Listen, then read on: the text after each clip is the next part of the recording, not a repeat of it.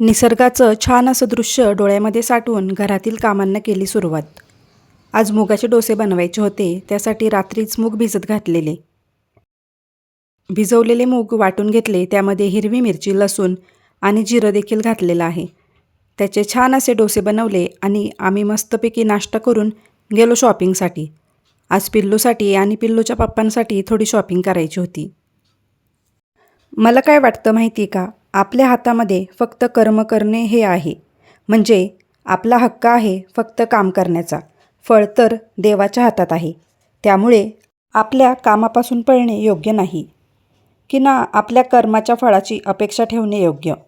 आपण फक्त आपले काम प्रामाणिकपणे करण्याचा प्रयत्न करायचा. कामाची प्रॅक्टिस वाढवायची.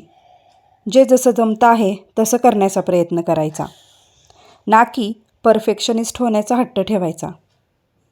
तीच गोष्ट पुन्हा पुन्हा केली की आपला सराव वाढेल आणि एक दिवस सरावाचं फळ नक्कीच मिळेल. आपण नक्कीच त्यामध्ये टॉपचे यशस्वी असू.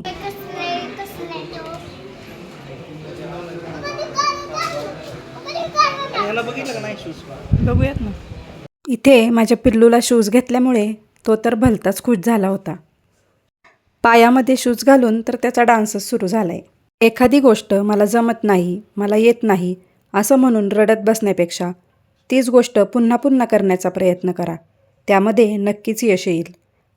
एकदा अपयश येईल, दोनदा अपयश येईल.